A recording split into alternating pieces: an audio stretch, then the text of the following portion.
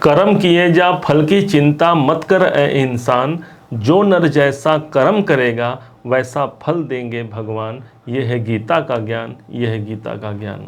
नमस्कार, मैं डॉक्टर कृष्णकांत चतुर्वेदी आप सबका इस खास कार्यक्रम भाग्य 2024 में आप सबका हार्दिक अभिनंदन करता हूं। आज जानने का प्रयास करते हैं कि आपके जीवन में सन 2024 कैसे परिवर्तनकारी होगा, कैसे किस्मत का एक बेहतर साथ आपको इसी साल मिल करके आपकी किस्मत की जागृति को प्रदान करेगा। इसी बात को जानने और समझने के लिए आप और हम यहाँ पर एकत्रित हुए हैं। ध्यान दीजिएगा, आपके जीवन में देवगुरु बृहस्पति इसी सन 2024 में आपके ठीक छठे भाव पर उपस्थित होंगे। छठा भाव चूंकि मेरे जीवन में मेरे मेहनत का होता है, अर्थात गुरु देवता हमारे भाग्य के कारक होते हैं। यदि किसी ग्रहों को कोई उपाधि प्राप्त है तो देव गुरु वो ग्रह बनते हैं जो भाग्य की जागृति कराते हैं। अब भाग्य की जागृति कराने वाले ग्रह छठे भाव में होंगे, अर्थात कोई रोग यदि चल रहा है, कोई समस्या यदि है, उससे यहाँ पर मुक्ति करा पाएंगे। छठा भाव मेरे कर्जों का होता है तो कर्जों में भी यहाँ पर मुक्ति की संभावना दिख सकती है सन 2024 में। यही नहीं, यही स्थान आपके कोर्ट केस संबंधी कार्य का है, यही स्थान आपके शत्रुओं का है, विरोधियों का है। तो विरोधी और शत्रुओं से भी इस समय पर कोई बेहतर परिणाम आप प्राप्त कर पाएंगे। अन्यथा आप ये समझिए कि उनके द्वारा भी मुझे लाभ प्राप्त हो सकता है। देवगुरु बृहस्पति अर्थात भाग्य की स्थिति आपके ठीक छठे भाव पर है। ये स्थान इतना पवित्र हो जाएगा कि जहां पर इनकी दृष्टि होगी देवगुरु बृहस्पति की, वो स्थान गंगा जल के समान पवित्रता हो जाएगी। आपने देखा कि हमने दो यहां पर गुरु लिखा हुआ है, इसका भी अर्थ आप समझ पाएंगे कि वास्तव में क्या होगा। देवगुरु बृहस्पति जब 1 2 3 4 5 आपके पंचम दृष्टि से दसम भाव को देखेंगे, जो कि आपके कर्म क्षेत्र का होता है, अर्थात कैरियर में एक जागृति का वातावरण। कितना भी हमारा कैरियर यदि हमारा साथ नहीं दे रहा है तो ये समझिए कि ये 2024 में जो प्रारंभ है वो समय आपके लिए एक विशेष सफलता कारक सिद्ध हो सकता है। एक नेम फेम दिलाते हैं देवगुरु बृहस्पति, जो कि जिनकी दृष्टि आपके दसम भाव पर है। यही वो स्थान हो गया दसम भाव ही, जो हमारे प्रारब्ध के कर्मों का प्रतिफल भी होता है।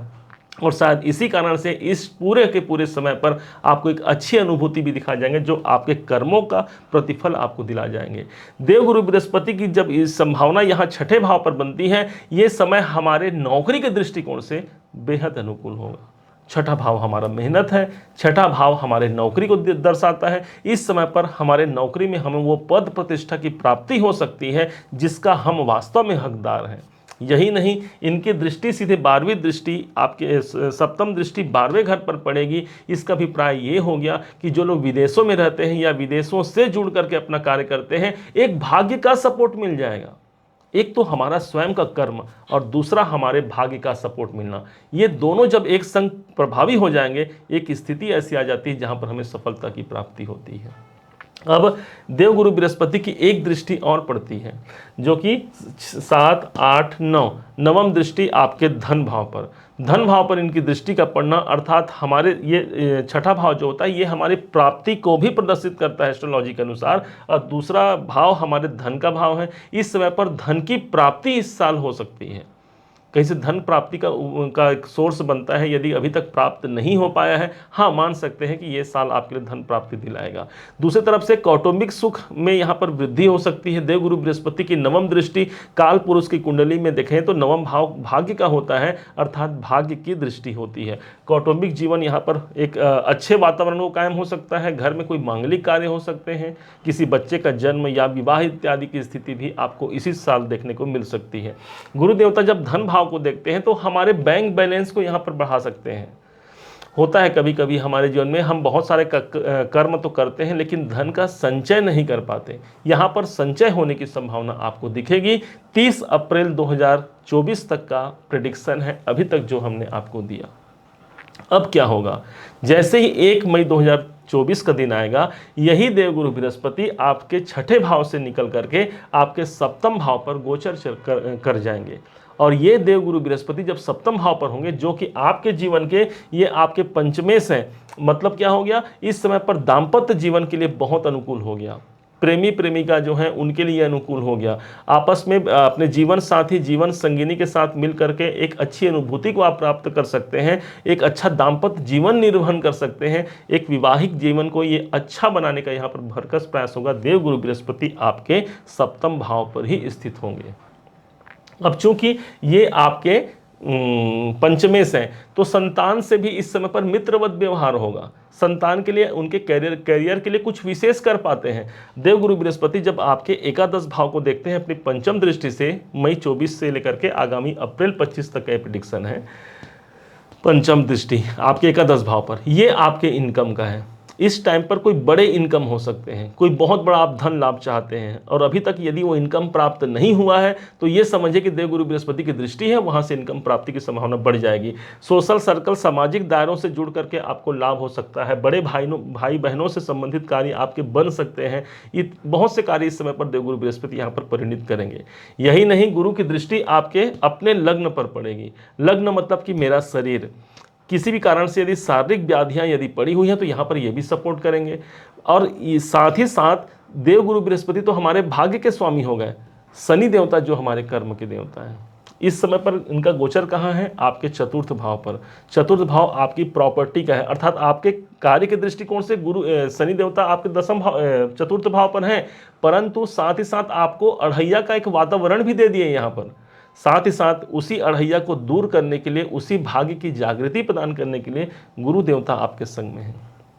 8, 9, नौवीं दृष्टि इनकी पड़ती है आपके ठीक तीसरे घर पर। तीसरा घर हमारे साहस, हमारे परिश्रम का होता है। इस टाइम पर साहस परिश्रम बढ़ सकते हैं। मार्केटिंग से धन लाभ प्राप्त हो सकता है। ऑनलाइन संबंधी कार्य में यदि आप संलग्न हैं, वहाँ पर सफलता निकल करके सामने आ सकता है। जो लोग सेल्स मार्केटिंग में हैं उनके लिए भी सफलता, जो लोग स्पोर्ट्स इत्यादि में है, खेल कूद संबंधी कार्य करते हैं, उनको भी यहाँ पर सफलता की प्राप्ति देवगुरु के इस ट्रांजिट गोचर परिवर्तन के द्वारा इसी साल 2024 में देखने को मिलेगी। ध्यान दीजिएगा, भाग्य बड़ा या कर्म, अगर वास्तव में देखा जाए तो एक ऐसे इंसान होते हैं जो अपने कर्म को प्रधान मानते हैं। उनका सोचना यह है कि मैं अपने कर्मों के द्वारा अपने जीवन को जीऊंगा, अपने उन उपलब्धियों को प्राप्त करूंगा जो कभी मैंने चाहा था। दूसरे वो लोग होते हैं जो भाग्य अधीन होते हैं, अर्थात अपना कर्म भी करते हैं, अपने प्रभु का स्मरण करते हैं, साथ ही साथ अपने भाग्य को अपने जीवन में हमेशा आत्मसात करते रहते हैं। कौन बड़ा? तो इसके लिए एक चीज कहा गया, दो मित्र थे, एक था कर्मवान, दूसरा था भाग्यवान। दोनों में एक बार विवाद हुआ कि वो कहे, कर्मवान कहे कि मैं बड़ा, भाग्यवान कहे मैं बड़ा। इसका निष्कर्ष निकालने के लिए इन्होंने अपने गुरु, जिनका नाम था ज्ञानवान, उनके पास गए। गुरु जी से कहा कि गुरु जी हम दोनों में कौन बड़ा? तब गुरुदेव ने जाकर के एक अंधेरे कक्ष में जाकर के उन्हें छोड़ दिया और कहे कि तुम रात भर रहो, सुबह इस कक्ष का दरवाजा खुलेगा। रात भर रहे। जो भाग्यवान था वो प्रभु का नाम स्मरण करता हुआ एक स्थान पर बैठा रहा और हमेशा भगवान का नाम लेने लगा भाग्यवान। और कर्मवान तो ये समझा कि भाई यदि मैं बैठा रहूँगा तो मुझे कहाँ से मुझे भोजन की प्राप्ति होगी, मैं तो भूख से ही मर जाऊँगा। और तब उसने उठ करके अपना कर्म करना प्रारंभ किया, उस पूरे अंधेरे कक्ष में ढूंढना प्रारंभ किया कि कहीं पर कुछ खाने की वस्तु मिल जाए। और तभी उसे एक मटका मिलता है, उसमें उसने हाथ डाला तो उसमें कुछ चने थे। उसने उस चने को उठाए और खाए, और खाने के पश्चात उसे लगा कि हाँ अब मेरा पेट तो भर गया, लेकिन उसी बीच में कुछ कंकड़ भी मिल जाते थे, तो उस कंकड़ को ले करके वो फेंकने लगा।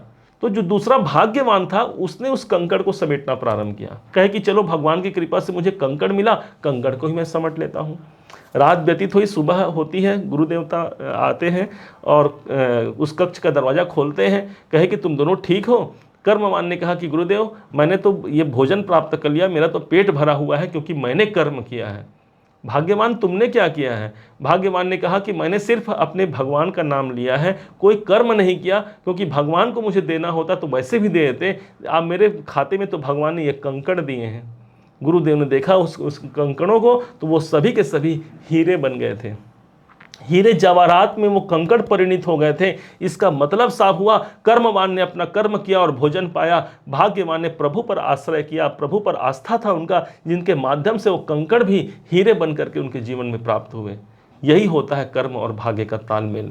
जब हम अपने कर्मों को जीते हैं, अपने कर्मों को करते हैं और कुछ क्षण, कुछ पल निकाल करके उस परमात्मा से जुड़ जाते हैं, उनके सानिध्य में चले जाते हैं, तो हमारा भाग्य भी कितने भी कंकड़ पत्थर के समान भी क्यों ना हो, वो एक दिन सोने चांदी हीरे मोती जवाहरात की भांति हमारे जीवन को बहुत ज़्यादा प्रदर्शित कर सकते हैं, बहुत ज़्यादा श्रेष्ठ ऊंचाइयों पर ले जाते हैं।